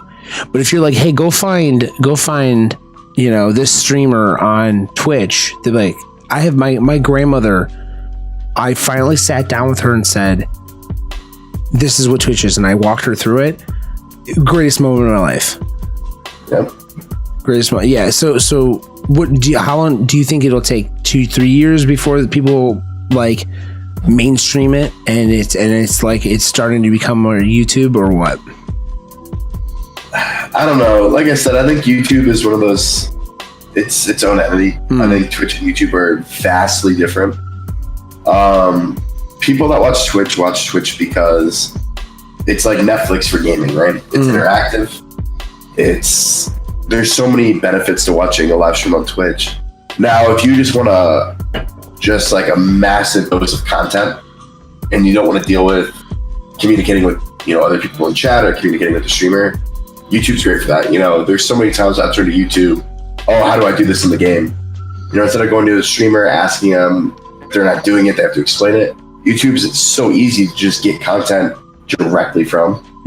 But I don't think you're ever going to see the Twitch YouTube battle like fully. Yeah. Because they're just such different sources of entertainment. I think YouTube will always be dominant. Yeah. I think that's just how it's going to be, again, because the information is right there. Yeah. How do I beat this level? Type in level 6 God Slayer on YouTube. There you go. 2-minute tutorial. You're done. Yeah. Whereas if you're on Twitch, you either have to wait until they're doing that level, or ask them and hope that they can explain it. So YouTube's biggest issue right now, and Dapper just said it right there, is YouTube is killing its content creators. Yeah. The stuff they're doing with payouts, the stuff they're doing with ad revenue. Oh yeah. Everything that YouTube is doing right now it's devastating. They're like, even people like Keemstar are so fed up with YouTube right now that they're making some bad decisions. Well, I watch, I want to say 4 or 5 like YouTubers consistently, right? And those 4 or 5 YouTubers, only one of them really talks about that kind of stuff, where he doesn't show his numbers. It's Philip DeFranco, who does like news and whatnot, and he just talks about like the fact that like YouTube is they demonetize his videos like that. It's just they have no warning system. It's not, hey, like Twitch will say, hey, you did something wrong. Here's a slap on the wrist. YouTube's like, I demonetized 10 of your videos, just so you know. Good luck. Oh, you didn't get any of that monetization. None of that money that just flowed through our site. You're not getting any of that. It doesn't matter how much you spent on it. I think that that's their biggest problem right now is they, and also their content creators are coming to platforms like Twitch. Like H3 Productions, they came over to Twitch and they're doing their podcast on Twitch. Linus Tech Tips doing the same thing. There's all these people that have been on the platform for like 10 years who are like, you know what? Not playing this game anymore. Sorry. We're going to go onto Twitch where we can get subs and people can just hang out and chat with us and we can chat back and basically we could post the same videos and it doesn't matter, It's YouTube, like I said, hardest platform and they're not making it any easier. No. Easy Gamer says YouTube don't see it that way. They put a ban on creators advertising their Twitch streams on YouTube. Yeah, I agree. I think the thing is that they just seem like they're trying to shoot themselves in the foot, and they don't realize they're doing it at that point. They're acting like it's not a big deal, and I think that's what's going to kill them. I think their mentality is we're the biggest and the best, and if you want to leave, go ahead. And when people like Mr. Beast and Keemstar and these people with hundreds and millions of subs are going to start going elsewhere, it's going to be a reality shock for YouTube. It's like if Lupo and Ninja said, you know what, we're going to Mixer. I mean, realistically, it'd be an upset to the flow of Twitch. If a massive like creator was just like, you know what, F it, I'm out. Oh yeah, if YouTube or if Twitch ever said like, we're not giving you ad revenue anymore and we're cutting your sub revenue to back to 50-50 or whatever it is. Yeah. And you imagine just if you took like Ninja, Lupo, Shroud, Daquan, just those four alone, that's 500,000 viewers a day. Oh yeah. Anyone elsewhere, and say even 60% follow them, that's a massive blow. That's the kind of thing that Twitch will have to be like, okay, maybe we're wrong. But I think YouTube's gonna run into that problem here shortly. Yeah, I have a feeling people like PewDiePie, he's been on the platform forever and a day, and I think that he's getting to that point because he's just every video he has right now for YouTube sake is being stricken or demonetized, or people are claiming his revenue, and he's like, cool, I just spent 2 days making this video and I'm getting none of that money. Who else is it? Like Shane Dawson just did that entire Jake Paul series, and he doesn't get monetization at all. He doesn't get all his revenue is through like third party people, like companies that want to support him, and that's how he makes his money. And if it wasn't for that, he'd be screwed. Yeah, well, there was a big thing when Fortnite first started getting popular, right? Where people would take other content creators' content, mash it up, put it on their own YouTube channel, get 100K views in an hour. And YouTube, one of the best things they did was, hey, if you're using other people's content, the money from your channel is now going to go to their pocket. And it was a huge step forward for people like Ninja, right? Who's getting his content stolen all day long, and then people are making tons of money off of it. Yeah. So that was a great step, but then it was like 4 steps back. Yeah. It's just YouTube will eventually do something so stupid that it will cause a ripple, and at that point I think Twitch is going to take 3 steps up the rung, and they're going to be right on YouTube's ass. That's my opinion on it. I think that eventually YouTube is going to be looking right behind them and see Twitch coming up on their ass, and they're not going to know what to do. I think that the people who are higher ups in YouTube aren't connected with the community as they used to be. Like Twitch, I think that the people that are on top are still connected with the community at large, I think they pride themselves in that. I agree. So what the thing I want to ask you about your your content in general, what is something that you want to start doing? Like, do you want to start adding videos onto Instagram or onto YouTube more? What's your plan for the future? Right now, my main focus has been just rebuilding my community. Like I said, when I left Destiny, I took a massive hit, and I started changing the way I talk to my community, changing the people I let in my community. You know, I've probably banned more people in the last 4 months than I did in the last 2.5 years. And it's one of those things where I'm very, very peculiar about who I allow into my circle. Yeah. And I want to continue to do that throughout the rest of the year. Like I said, after 3 years of this, the coolest thing that happened was at TwitchCon this year when I opened my Discord app and I had people from my community reaching out to each other. You know, it had nothing to even do with me. Yeah. And I want to continue to build that. I think my next biggest step will be YouTube. Just uploading more consistently. Yeah. Like I said, it's such a disheartening grind, too. It could be months and months and months with no hits on videos that are just amazing content. Oh, yeah. So I think the next thing for me, Instagram, I started using it a little bit. I know there's a lot of potential on Instagram. Yeah. But it's just, I don't think it's a market I'm ready to tap at this point. Yeah. I think YouTube for me, especially with the new Destiny content coming out in December, I think that's going to be my main goal, is to upload daily to YouTube again, starting December 1st. Yeah, that's awesome. I would say the best thing I could say to that, the whole Instagram and YouTube and Twitter and all that stuff, is if you can take a couple hours out of your day and just read up on algorithms. I spent probably 2 weeks reading algorithms, and it's sometimes the most droning, boring ass stuff I've ever read. I'd rather read like a manual on how to, like, I don't know, build something.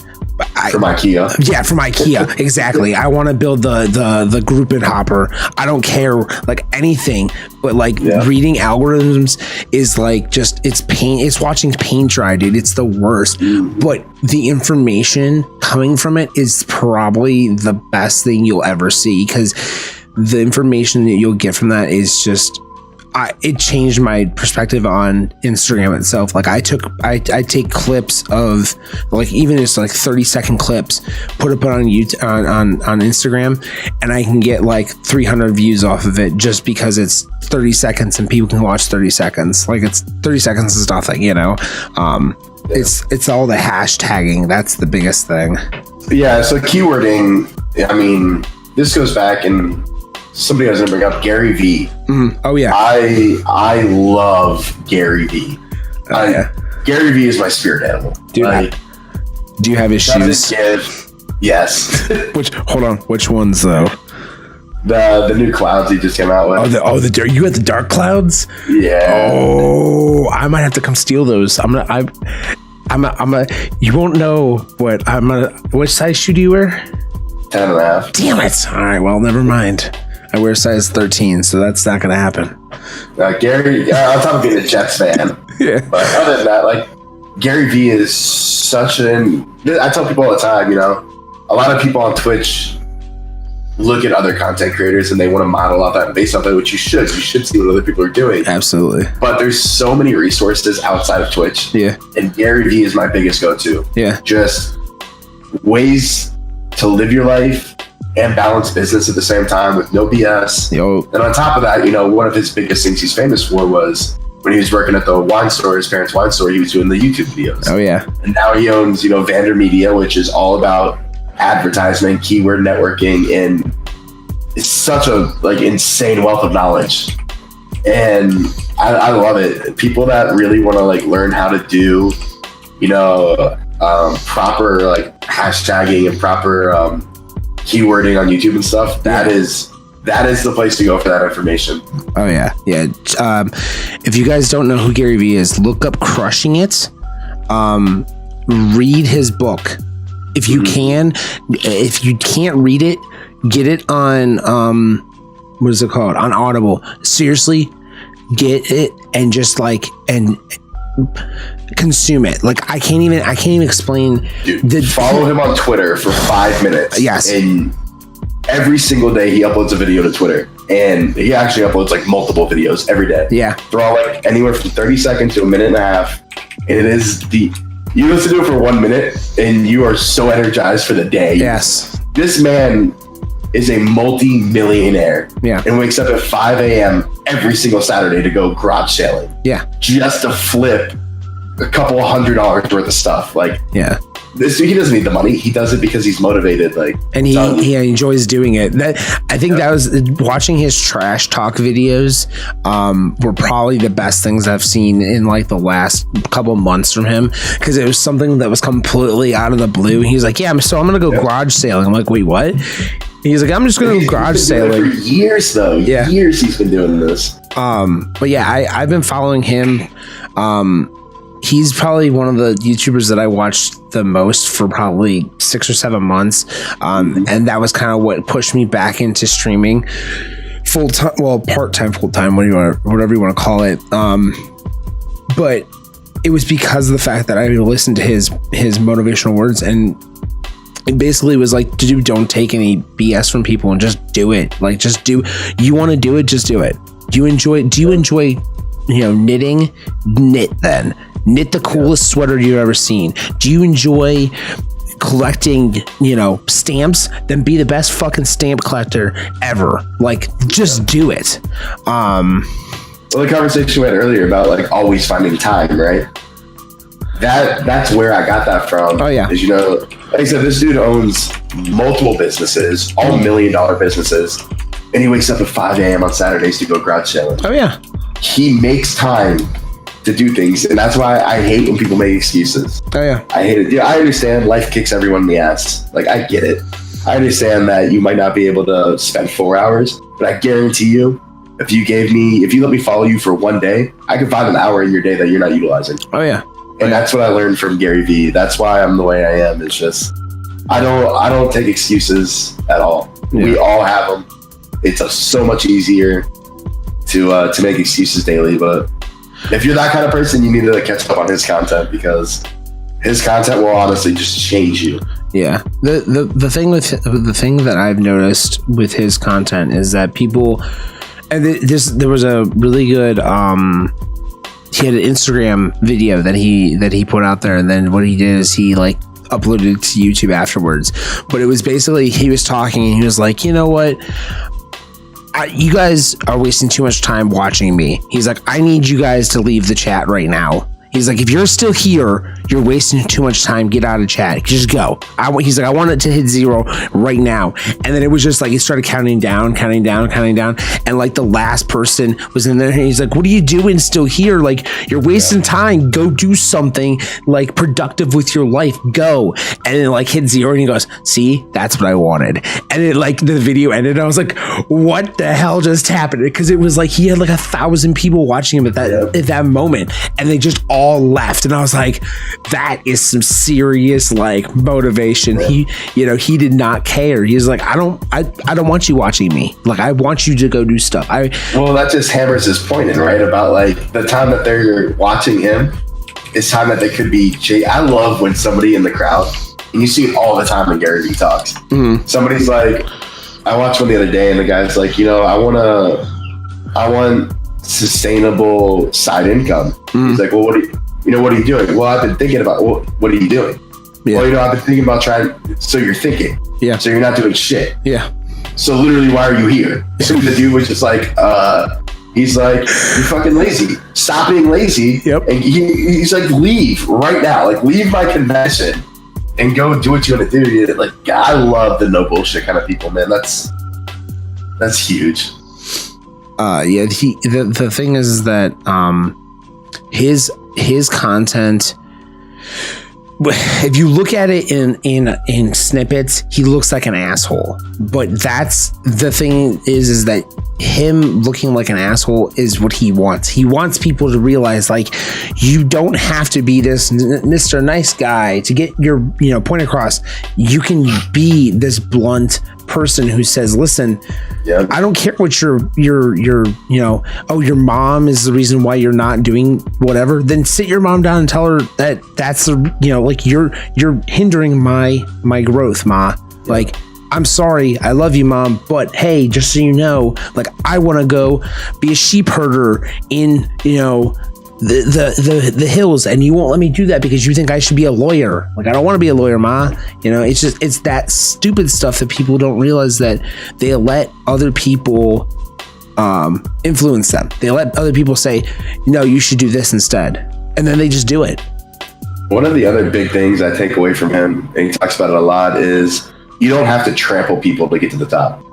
And he treats his employees insanely good. Yes. Like, his employees love working for him so much because he's not a boss that just tramples his employees to get money and tramples, his competition to do anything. And that's one of his biggest points is, you don't have to crush everybody around you to be successful and stand on top of them. Yeah. And I look at that at Twitch every single day when I see other streamers that might be doing something that's not good etiquette, or, competing with somebody, like the old saying, make your idols your rivals. Yeah. Like, you don't have to do it in such a negative or demeaning manner. Like, you can help everybody and still be successful. Yeah. I like, there's a quote that Logic has, and he says it was his last album. It wasn't in his Young Sinatra 4 album. It was the album before that, and I think it was on the song Yuck, and it was like, it's something to the fact of like, if I wasn't holding this mic, we would still be friends. And it's like, it's the truth. Like, my viewers are my friends, and if they came up with me and they were like, they also want to be a streamer, awesome for them. If they surpass me, awesome for them. I don't care. Like, I'm not going to ever hold that against them, because they want to do it. They're doing what I did. I wanted to be a streamer because I enjoyed it. I enjoyed it because I watched people who did it.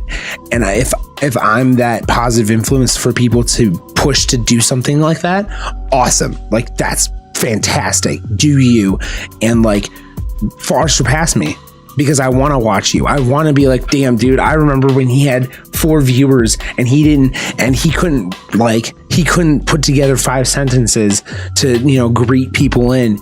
And now he's like, he's the next ninja because he believed in himself, and that's it. That was it.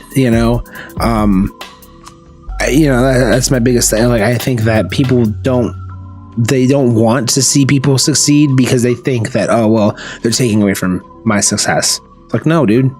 What's a huge thing on Twitch with like hosting people, right? Yeah. And when the affiliate program came out, I swear, like, the affiliate program hurt my viewership so bad because everyone wanted to be a streamer. Yeah. And a lot of people, Twitch in general, their viewers were decreasing because instead of viewing channels, they were actually streaming. Yeah. And people would be like, I'm not going to host them. They don't support me anymore. I'm like, I want everyone that started streaming because they watched me. Mm-hmm. I want them to outgrow me. Yeah. I want them to be bigger than me. Yeah. And that's just who I am as a person. Like, look, if you can't retain your viewership and you think it's because Joe Schmo that used to watch you started streaming, was friends with people in your chat, they found out that he streams and they're watching him now, you were going to retain that viewer anyway. They would have found another channel. Yeah. At the end of the day, all you can worry about is building relationships with your community. Yeah. And if they're going to go elsewhere, if they go to your best friend's stream or they go to a random person's stream, and that's where they want to be, they would have done that anyway. Yeah. So you can't look at it as oh, well, my friends are now taking my viewers. That's not what it is. You're not doing something to engage them enough for them to want to stay.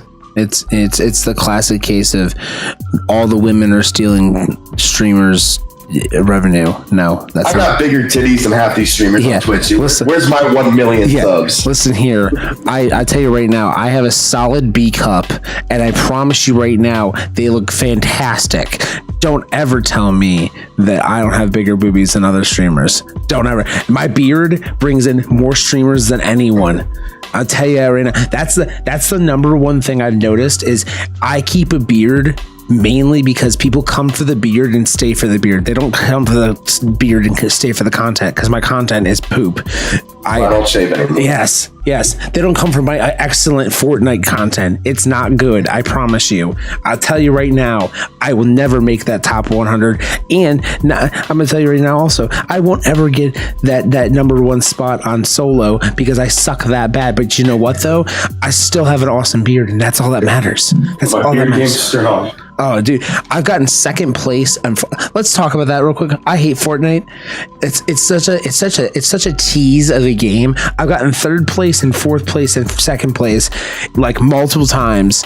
Can't ever. I get to like the last three people, and I start locking up. Like, I could have had like a great game, like killed like 5 or 6 people in like just crazy stupid ways. Get to that last person, I'm like, yep, don't know how to play this game anymore. I could just like be done with it, you know. It's the word. Fortnite makes me so aggravated. I can't play it. Like, I love it, but I have it on my Xbox and I have it on my Nintendo Switch. I can't play it on Nintendo Switch because I'm afraid I'm going to snap the thing in half. It's horrible. Yeah, it's a fickle game.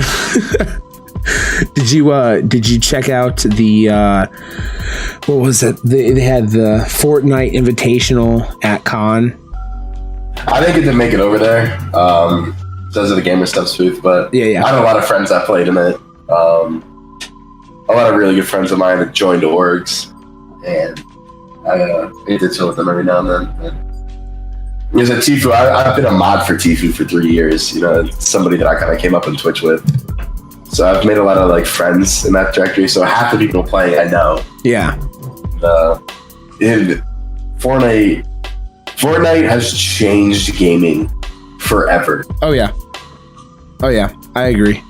I think that what it is for Fortnite itself is it's just like you know, Ninja himself, he mainstreamed Twitch. Like, Twitch. People that hate on him all the time, right? Oh, he doesn't rage anymore.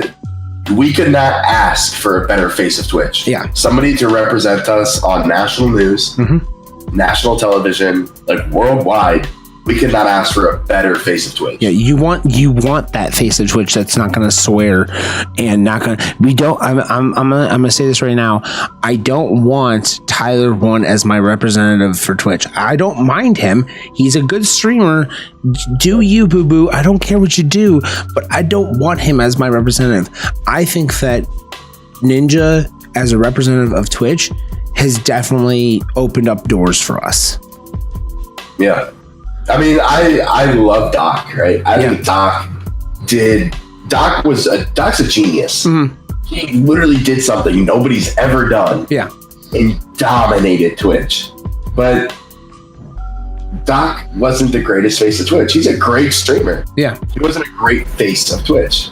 And I don't think people appreciate, and people are always talking about Ninja sub count now, right? Oh, well, you know, he's at like 80K. He's not at 230 anymore.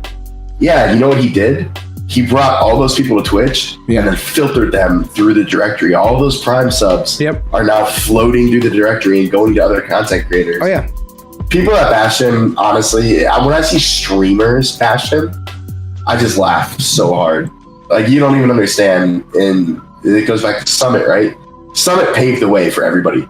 Yeah. You know, this man took Justin TV, made it into like Twitch and did everything. Yeah. Led the pack. And now Ninja's carrying that torch, and he's doing such a good job at it.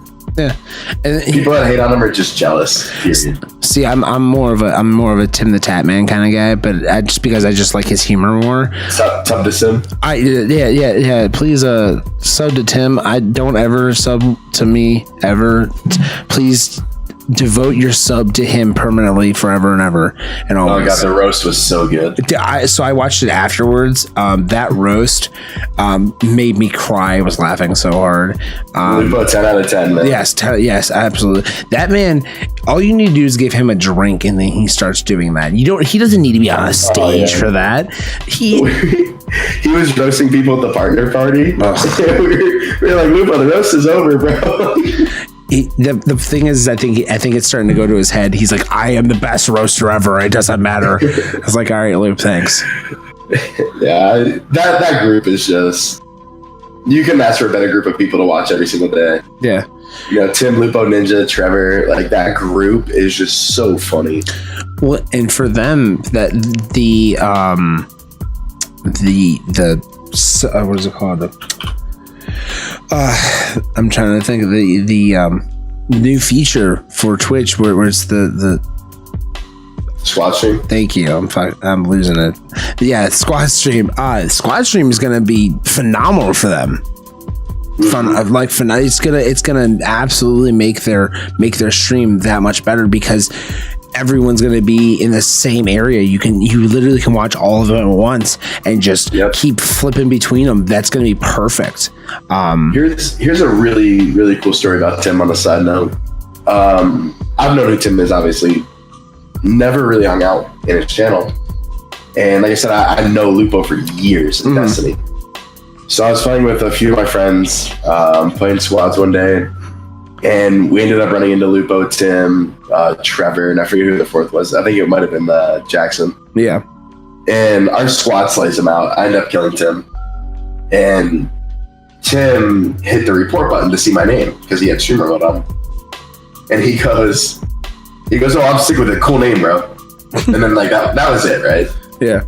You know, of course, his chat was like, oh, what an idiot, nice name, blah, blah, blah. Just not being like overly toxic, but just chiming in. And Lupo goes, wait, did you say I'm sick with it? I know him. And Tim's like, oh, is he a streamer? Because he should be. Just like, being Tim. Yeah. And Lupo pulls up my stream and he's like, yeah, he's live right now. Like, oh, he's smiling. He knows he killed you. So I went into Tim's stream like after the game. And I donated like $5. And I was like, GG, man, much love, whatever. And he goes, look, he had 36K. Yeah. And he goes, look, man, I'm sorry for making fun of your name. I'm sorry, because like his whole chat came in. Yeah. Like, none of them were toxic. They were all cool as hell about it. Oh, you killed our dad, GG. And Tim went out of his way as a broadcaster that's, top 5 biggest on Twitch. Yeah. 36,000 live viewers, and went out of his way to give me an apology on stream. Like, hey man, I'm really sorry I made fun of your name. If anyone with my chat was mean, let me know. I'll take care of it. Yeah. And it was the coolest experience I've had. I didn't even think about it when he said it. Like, whatever, Yeah. It's just, it's a competitive game. And it was so cool for somebody to be that humble. Yeah. At that size, to go out of his way to apologize to somebody that, in the grand scheme of Twitch doesn't matter. Yeah. Well, and it's funny to me, like, for his meetup, I got to his meetup and I was probably 4 people away from the cutoff point where they cut off the line. And I was like, shit, like, I'm not gonna be able to meet him. I really wanted to meet him, for the fact that like my brother's birthday is right around the time TwitchCon is. So last year I had a bunch of his favorite streamers record like a happy birthday thing to him, and I sent it to him. So this year I was trying to get Tim to do the same thing, and I just couldn't get to Tim.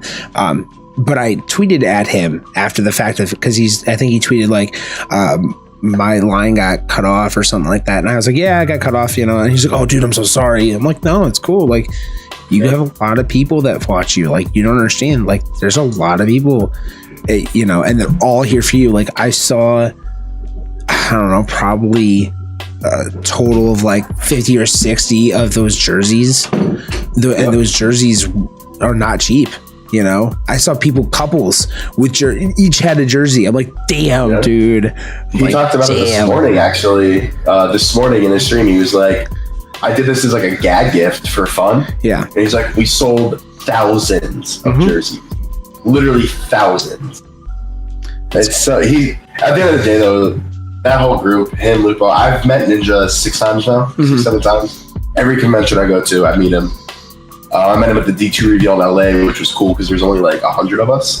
So we actually had to spend like a lot of quality time with them, and they're just so humble at the end of the day. You meet like a lot of your idols, like professional athletes, and they kind of just blow you off, or they don't want to talk to you. And it's so opposite with these like massive gaming names. Like they want to just spend time and talk and have a good time.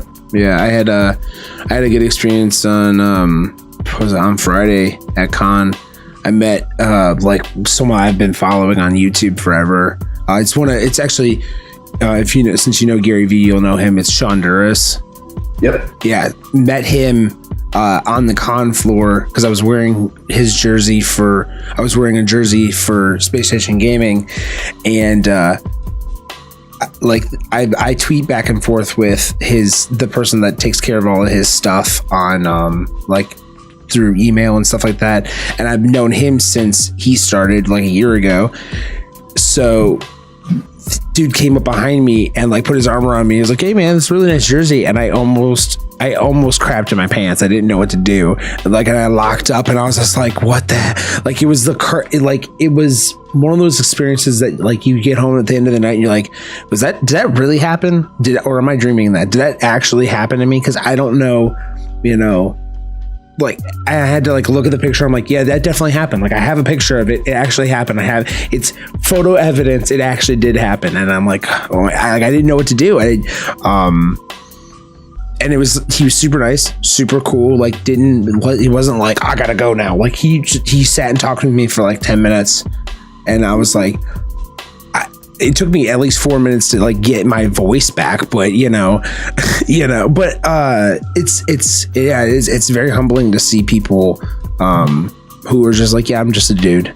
I'm not special. I'm not like a Superman. I'm not, he's like, I am Clark Kent. That's all I am. I have the glasses on. I'm just Clark Kent. That's all I am. And I think that's what Tim realized this year. Mm-hmm. Is that he went to con and he realized, holy shit, there's a lot of people that watch me. Yep. I think that's probably the single scariest thing, is to see people in person and go, that's a real thing. Like there's really people out here. There's actually 15,000 people who want to see me. Yep. Yeah. So, okay, I have one last question for you, and I'm going to kind of give you the floor, and then you can shout out and do whatever you want. This lasts a little bit.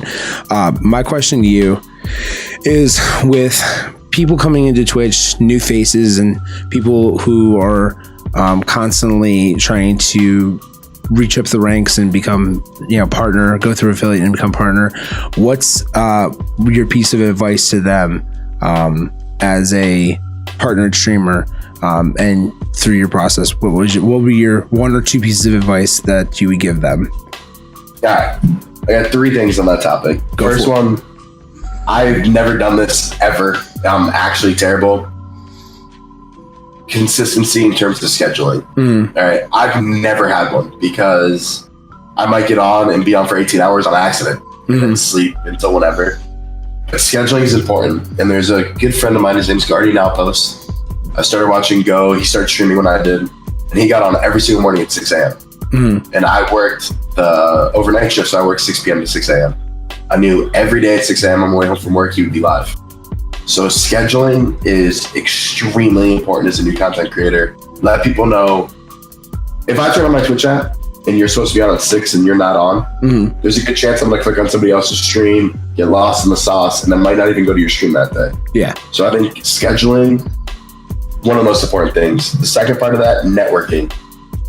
But you have to network for the right reasons. You can't just network because that's what you're supposed to do. Yeah. You don't just hit up streamers around your size and be like, hey, let's do a multi. That's not how you network. It's not going to be beneficial for you at the end of the day. Yeah. So network to make friends. Don't network for publicity.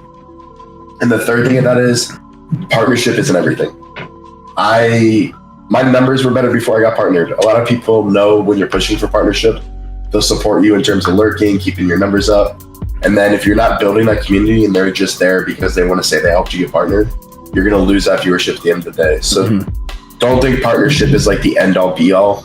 The real grind on Twitch doesn't start until you're partnered, because that's when you truly find out what your real numbers are, what your real viewership is, what your real sub count is. And that's when the grind actually begins. So don't lock in on partnership. I reach out to people all the time when I see them in the directory. 6 concurrent, 200 followers, and their title is partnership push. Yeah. Like at that point, you're aiming at the wrong target, and you're not building the right thing. So just try to get on a schedule as consistent as you can be. Network with people that you actually enjoy their content. You think your content's similar and think your content can play well together. And then don't think that partnership is the overall goal on Twitch, because I promise you it's not. All right. I like that.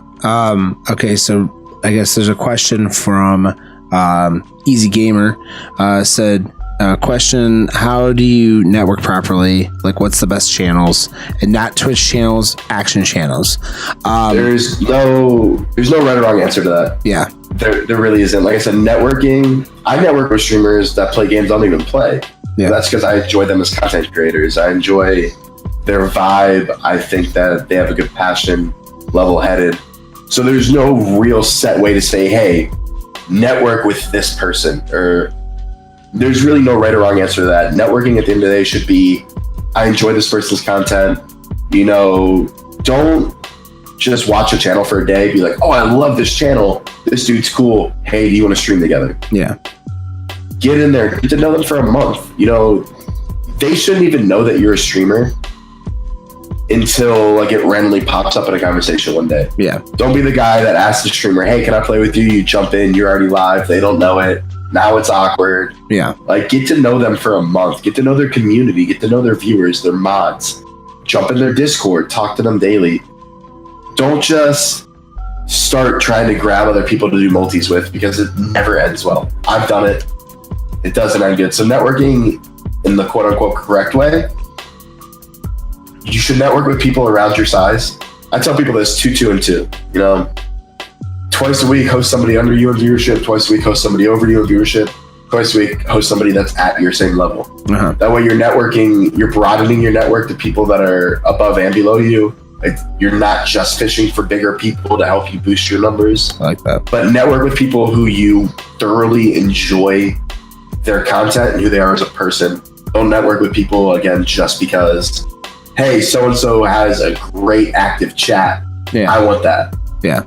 Yeah, I like that. I agree with that. I think that the biggest thing for me is I like people that want to be friends, that are not just there to, hey, can I get a host? Hey, can I get a shout out? Hey, no, you cannot. It comes naturally. Networking should come naturally. It should be friendship first, networking second. Mm-hmm. If you network properly, you won't even think it's networking. You're just friends with them. Do you know what you did when you were a kid? You networked with people. You know why you networked with people? Because you wanted to play the same game as them. You wanted to go and have lunch with them and sit at the same table as them. Think in that mentality. Think as a 4-year-old and you're trying to sit at the same table and share crayons with each other. That's what you want to think about. If you think that way, great example. You'll never ever think of another way to do it. It's I want your crayons. Can I have your crayons? I will trade you a ho-ho for some crayons. Cool. And that's how you became friends. That's it. Yep. Yeah, it's true. At the end of the day, you network because you actually want to be friends with somebody, not because you want to use them. And people on Twitch aren't stupid. They'll know. Yeah. I know the difference within the first 10 lines of somebody DMing me, whether they just want to network because they look at me as quote unquote established, or if they legitimately just enjoy the content enough to where they want to hang out. Yeah, absolutely. And even quote unquote smaller streamers will also say the same thing. I can see someone up from a mile away that they're just trying to leech. You don't, it's not like, it's just a moral thing. People who have good morals and want to be friends, and people who are just there because, hey, you're an easy person to talk to and maybe you'll host me and I'll get a bunch of viewers from it. It's just, I can promise you this, you can have 10,000 followers and still only have one viewer. Yep. This whole follow thing that's going around since Fortnite launched is like, I don't understand it. Yeah. You could literally have 10,000 followers and not one person watches your actual channel. Yeah. So networking, networking shouldn't be anything other than I just thoroughly enjoy your content, or we mesh like Lupo and Ninja, for example. When the whole thing happened, Lupo hits Ninja with a grenade. Ninja hits him up to play duos just because it was a god tier grenade. Yeah. And then if they didn't click so well together in terms of just things that they enjoy, that relationship would have ended early. Yeah. You know? They became friends, which is why they became successful together. Yeah. And it's definitely shown. They grow together, they stay together, and now they're succeeding together, you know? But yeah, it was good talking to you, man. Sorry, I appreciate you having me. I wasn't ready. It's a fat cloud, I see. It's all good. Yeah, that between being sick, dude, it's just like, yeah, I feel it. It's such a habit. No, it was great, man. I'm glad you reached out. You talk to so many people at conventions. Something that I put on Twitter the other day. You talk to so many people that are like, hey, I want to do this, or hey, let's pick a day to do something together, and a lot of it's just like con talk, and it normally falls through. So yeah, I feel it. So I'm gonna pop you up, and then I'm gonna have you shout out anything you want at this point. So go for it. Do you guys know about Amazon Prime? No. I would say anyone that hung out, anyone from my community that's here, easy. Good to see you, by the way. Mike, thank you for swinging through. Saw a lot of you guys from my community showing some love, so I appreciate that. I don't really have anything to shout out. Drink Gamer Subs. That's pretty much it. My name's IMSICCWIDIT for those of you that missed it. Yeah, just happy to be here, man. Just living life. Good stuff. Where all can they find you at? All my socials and Twitch is IMSICCWIDIT. I'm live 7 days a week unless I'm traveling. So cool. 7 days a week, 100 hours a week, mostly Destiny, breaking back into Fortnite. Yeah, my DMs are always open. If anyone has any questions about anything we talked about, I answer probably 30 or 40 DMs a day on Twitter. I'll answer them while I'm live. Now, if you guys are starting streaming, trying to figure out what to do, if I can't help you, I promise you I could send you in the right direction. So cool. Well, it's good talking to you, man. I appreciate it. Really do. Yeah, you as well. I appreciate you reaching out. Yep. And we'll talk to you soon, all right? Yeah, man. All right. Bye-bye. Alrighty, guys. Hold on 1 second. Boom. We back over here. It was a rough morning, but real good talks. Thank you so much, guys, for coming through. I really do appreciate it. I'm going to unmute the all of our sweet sounds and stuff. Guys, thank you so much for coming by. I really do appreciate it. For everyone that did come by and hosted and followed and all that stuff, you guys really made my day. I really appreciate it. That was IMSICCWIDIT. And he was pretty awesome. He's a pretty cool dude. If you guys want to check him out, of course, I will post all the stuff on my YouTube, on Spotify, on basically anywhere you can find podcasting. Look up Bladecast and you'll find it there. If you guys want the socials, check out the socials. It definitely help us out.